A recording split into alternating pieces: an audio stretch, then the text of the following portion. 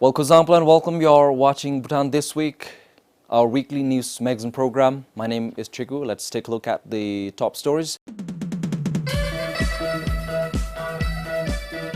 Graced by His Holiness the J. Kempo, Jungdrata distributes Sangye Mentla Ngachu and Jinlap nationwide. Isolation ward in Thimphu Hospital can accommodate 200 COVID-19 patients. And a project Build Bhutan to engage around 7,000 Bhutanese job seekers in the construction sector. Now the story in details. The central monastic body provided Ngachu and Jinlap from the Grand Sadhana of Medicinal Buddha to be distributed to people across Bhutan. His Holiness the J. Kempo presided over the 9-day-long prayer ceremony, accompanied by over 300 monks at Tango Dordintashtang Buddhist University in Thimphu.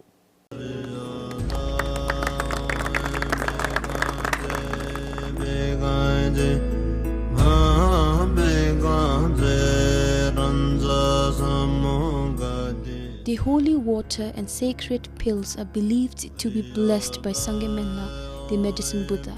It has the consecrated power to pacify situations like the current pandemic.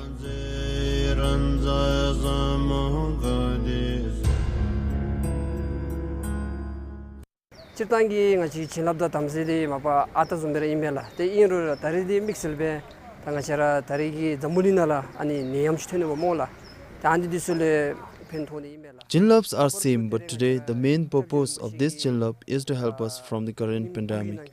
Moreover, it is from the Sangye Menla's prayer that were recited for 9 days. So this jinlap is very different. If a person gets to eat this, the person will not suffer from any kind of pandemic.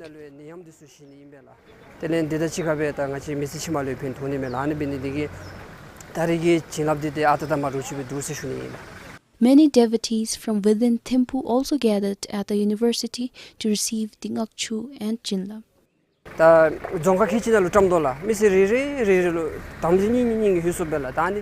In order for each person to get an access to it, we are distributing it across all the zongkoks. Each person will get 2 each. The way of distributing will be done through giving it to Lam Nathan of 20 zongkoks. In Thimphu, we gave it out to Lam from Army Group. They will distribute it. So people should contact Lam Nathan of their zongkok and get it. There are chances that a person from Tasang might also visit around to distribute it. The Jung Datsang plans to distribute the blessed agents to Bhutanese residing outside Bhutan as well.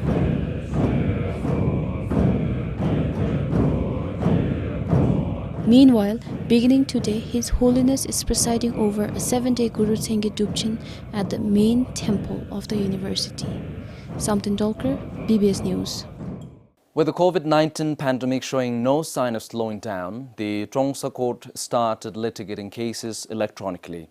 The court uses apps such as Skype, WeChat, WhatsApp, Zoom and Facebook for judicial proceedings. Discouraging litigants to be physically present at the court is a step against community transmission of the coronavirus. In its first case of e-litigation yesterday, the district court sentenced a 23-year-old man from Bardogyok in Shemgang to 2 years. With initial hearings complete, the final court proceedings involving the prosecutor from the Office of Attorney General and the defendant was conducted through a video conferencing on Skype. The man was convicted for fraudulent check writing, including the interest on the principal amount. He had issued a rubber check worth 753,000 yutam to his lender. The convict, however, can pay in substitute for the value-based sentence or appeal to the High Court. According to the district judge, e-litigation will be effective in keeping alive and expediting justice amid the pandemic. It will also cut costs for the litigants. The judge said the coronavirus pandemic caused delay in the judicial process of even normal cases such as marital issues, domestic violence, and those already pending in the court. Pasa, BBS News, Tromsø. A shopkeeper in Jomotsangka, Samrujangkar, tested positive during a rapid test earlier this month, but then tested negative on PCR the next day. After this, people started questioning the reliability of the rapid test kits. However, the health minister clarified that the person was positive for IgM on the rapid test, which means he had early exposure to the coronavirus, but then the virus is non-infectious. The health minister said a rapid test is used to measure the level of types of antibodies in the blood, namely immunoglobulin M or IgM and immunoglobulin G or IgG. IgM is the first antibody the body makes when it fights a new infection, and it would last only for a couple of weeks, whereas IgG is an antibody which is similarly developed by the body after an infection but remains throughout one's life. The suspect in Jomotsangka tested positive on IgM. IgM positive could mean early recovery, early exposure. Okay? And IgG remains for life like this. So which means IgG, you will have IgG, you would have developed antibodies for life, which means that is specific to coronavirus. So the chances are the same strain of coronavirus will not affect you next time. So kogi IgG that is negative because kogi IgM is the positive in beba. Oh. So IgG takes a long time to develop antibodies for life. So he has the virus. He is exposed. His body is reacting to that virus and develop that antibodies. She also said that to rule out the human error in rapid test, officials tested the person 6 times.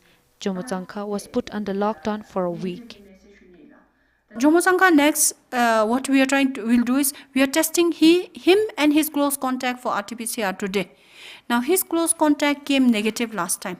So even if this time they come negative, then we will release him. If he comes negative, his IgM positive, we will still continue his quarantine. The health minister said that if he and his close contacts test negative today, the restriction will be eased in Jomotsangka. However, health officials will keep on monitoring the suspect. Sengi Chuzong for BBS News. With increase in COVID-19 patients in the country every day, there is always a concern on space at the hospitals. However, the Jigme Dorji Wangchuk National Referral Hospital says this is not a problem. The hospital has enough beds in the isolation ward to occupy around 200 COVID-19 positive patients. The country has so far recorded 19 confirmed COVID-19 patients. With repatriation flights arranged by the government still ongoing, the number of Bhutanese coming in from foreign countries is sure to increase, and with it, the chances of detecting more infected people. All the confirmed cases from the repatriation flights are treated at the National Referral Hospital's isolation ward in Thimphu. In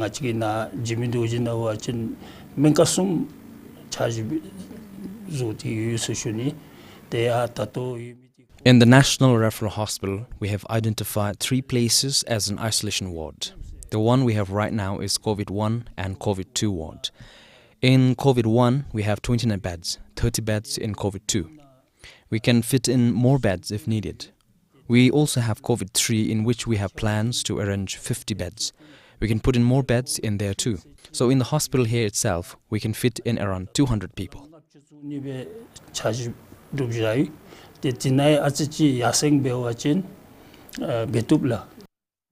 He added under the surge capacity plan, the ministry has also identified one of the hotels in Thimphu as an isolation ward if needed. If it is not at all possible to fit in COVID-19 positive patients in the JDWNRH, people without symptoms or mild symptoms will be taken to Thermalinka, which is also identified as an isolation ward. The health ministry has this in plan.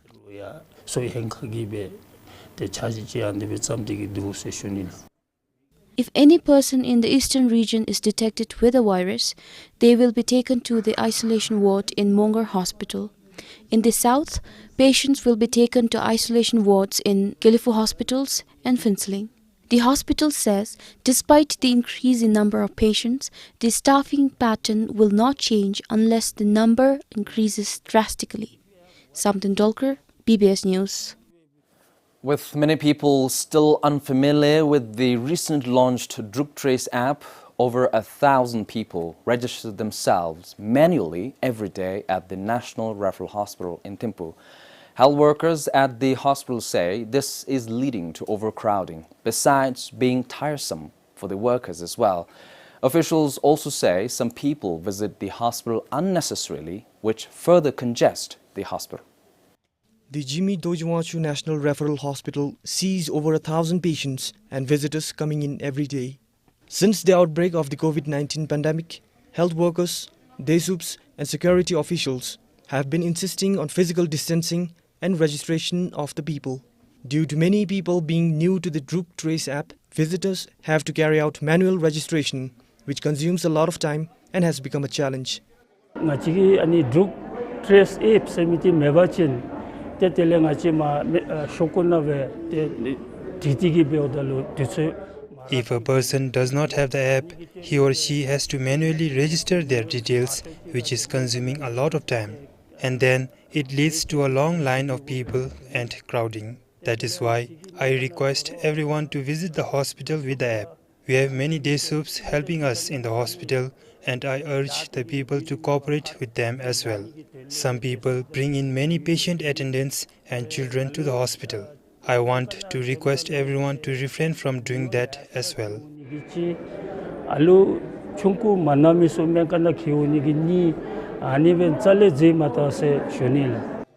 He also added that due to the COVID-19 situation, many new rules and regulations have been placed at the hospital. Over 50 DSUP and security personnel monitor the movement and crowd control at the hospital. However, owing to the large number of people visiting the hospital, the job has become quite difficult. Download mitubese, the download mitubese labbe, the lalugidi download tub di bero. Some people say that they don't have the app, and some people even lie to us. It is leading to overcrowding every day. People tell us to register their details manually, even though they have the app, and it is time consuming. Some people even go to the extent of forcing their entry without even registering. I want to request everyone to please cooperate with us.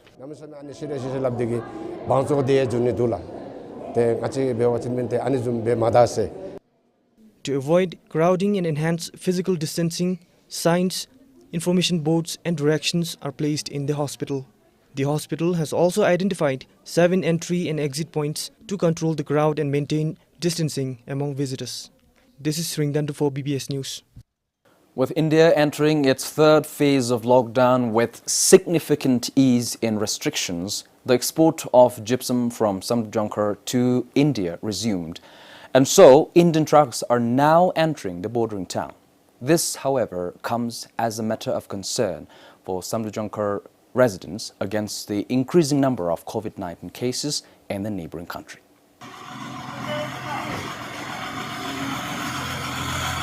In a day, about 15 to 20 Indian trucks are permitted to enter into the country. But as a precautionary measure, only 5 trucks enter at once. The residents are worried over this as the trucks travel from Meghalaya state, where there are 12 confirmed COVID-19 cases as of this morning. All necessary precautions are taken by the government. But still, when Indian vehicles enter the town, we worry. We fear the virus might be brought in through the vehicle's tire or other parts. If that happens, the situation will be difficult to control.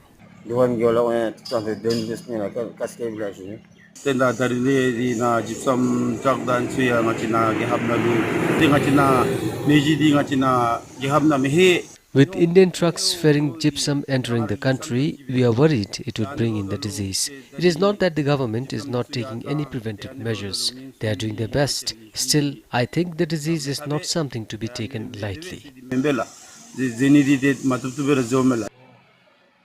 According to Samdjankar's task force for COVID-19, the Indian drivers are strictly screened before coming in.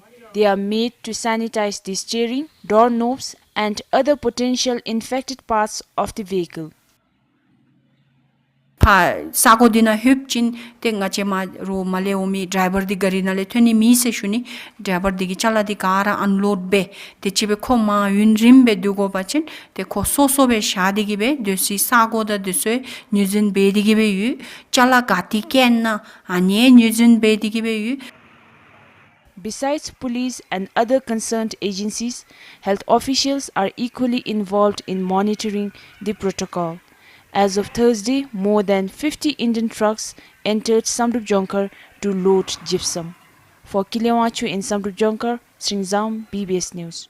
Areca nut farmers and its exporters in Sarpong are back in business. Much to their relief, the export of one of the main cash crops in the district resumed from 11th May. It had been on hold following the closure of borders in the country since March. After a talk between the district agriculture sector and its Indian counterpart, an arrangement is put in place for Bhutanese areca nut harvest to enter India. The consignment is transported in Bhutanese trucks till the border, from where it is transshipped to Indian trucks for onward destination. As of today, 6 truckloads of areca nuts were exported to India from Sarpong. We acknowledge the government's support in exporting our cash crop. There is a difference in price though. Before the pandemic, we fetched 4,450 newton per quintal. Today, the price offered is 2,500 newton. In Sarpong, areca nut business, coinciding with its harvest season, normally starts from April, and until the export resumed on Monday, farmers feared incurring losses this season. Exporters were equally affected as some of them had paid the farmers for the yield in advance. By any means, we have to harvest in April because the trees start flowering. Delaying in harvest would impact the next season's fruiting. Areca nut has become one of the main cash crops in Sarpong because of the less tedious farm work involved and good returns. Last year, the district exported around 40 metric tons of the crop. Bokarmondi in Sarpong, Samton Dolkar, BBS News. The Economic Contingency Plan Unit has come up with a new project, Build Bhutan, to address the impact of the current pandemic on the construction sector. Through this, the Labour Ministry will engage around 7,000 Bhutanese job seekers in the sector. The coronavirus pandemic has disrupted the country's foreign labour force supply. Border gates remain closed, with entry of foreign nationals restricted. And so, a lot of construction projects are yet to start or have come to a halt when halfway or on the verge of completion.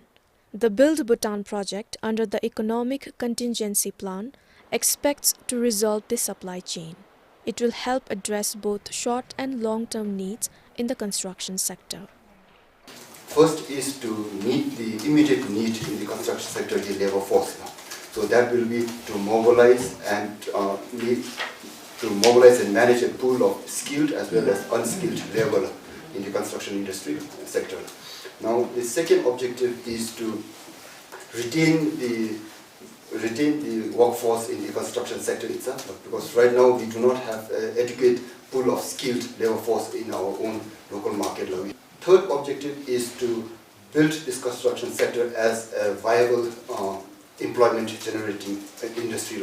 The project will look at the current unemployed youth and people who are laid off due to the COVID-19 pandemic and accordingly engage and equip them with skills. The Ministry of Labour and Human Resources have also made a rapid assessment of the need of this skilled and unskilled labour force in the construction sector. And while doing that, they found out that there are over 20,000 looking at numerous projects, the public projects as well as private constructions. And in that, around 7,000 are skilled labour force that's required in this construction sector. And this assessment has looked at the requirement of each occupational skills. For a sustainable supply of labour force, the project is looking at creating a specialized group for each occupational skill. For example, we are going to create a number of groups, for example, electricians, specialized group, so that they can deliver the services as a group, not as an individual, as employees, but as a service contract, as a subcontracting agency there. So this will make it as a business model for them, so that it is sustainable for the industry as well as the individuals. The government also plans to set a minimum wage rate for Bhutanese construction workers and provide a top-up. Sunampem for BBS News. With coronavirus forcing everyone to stay home, global studies show that situations resulting from lockdown and stay-home instructions are increasing the number of domestic violence cases across the globe. In Bhutan, although the number recorded is not as significant, the NCWC and Renew saw a slight increase in domestic violence cases between February to May this year as compared to the same period last year. And in order to prevent such cases and to help victims during this time, the Commission, in consultation with various stakeholders, have developed a contingency plan to prevent domestic violence and to strengthen services for the victims. The NCWC says that intimate partner violence and child abuse and exploitation are likely to intensify due to heightened stress around health, financial worries and confined living situations. So far, between February to May, the Commission recorded 36 cases of domestic violence and women were victims in all cases. The number is an increase by 6 compared to 30 such cases recorded for the same period last year. Similarly, cases of child abuse and exploitation increased to 14 compared to 10 during the same period last year. No men reported any such cases so far this year, while last year saw 2 men falling victim to domestic violence. As for the women being abused by their partner, can be because they're always together, and when long hours together, there's always a tussle, and this tussle can be because everybody is instructed to be at home, therefore they're always together, and the major cause of violence can be because of not having adequate resources to run the family, and that kind of stress can actually culminates to the violence. Similarly, Renew recorded increased domestic violence cases at 76 between February to April this year against 63 during the same period last year. And these are just the reported cases with the NCWC and Renew, and exclusive of records with the Royal Bhutan Police and underreported cases. The NCWC says that if the situation becomes worse, it would force stricter stay-at-home orders, which will make it difficult for women and girls to reach out to resources and people who can help them. Therefore, the Commission's contingency plan looks into these aspects and focuses more on advocacy and awareness. The Commission extends its services via the toll-free hotline number 1098. The contingency plan also looks at giving virtual training to its protection officers in the Dzongkhoks and the frontline workers, those working at flu clinic and the Desups, so that they can identify domestic violence cases and refer them to relevant agencies. Desups, the health personnel who are in the flu clinic actually can also have some idea of what is domestic violence. Some people will actually also start sharing their difficulties at home, and in the process that our people who are handling should actually understand and identify if there are any people with domestic violence. Not necessarily women, there can be also men. Children, they are most of the time they are on phone. So what happens is predator can have access to those children who are very vulnerable, and they can be online grooming, which can happen years and years, but it can start from such kind of situation. So parents need to be aware, and they need to know how to control the children. That time they should spend, or not to click on certain website or links. Advocacy and awareness is the most important thing for such kind of issues. And then in that messages, we will try to at least inform the parents that what they should do. The plan was approved and will be implemented as soon as the funding support is mobilized. UNDP, UNICEF, JICA and Save the Children are supporting the Commission financially for the implementation of the plan. Pup KM for BBS News. And this brings us to the end of this week's edition of Bhutan This Week. Thank you for watching.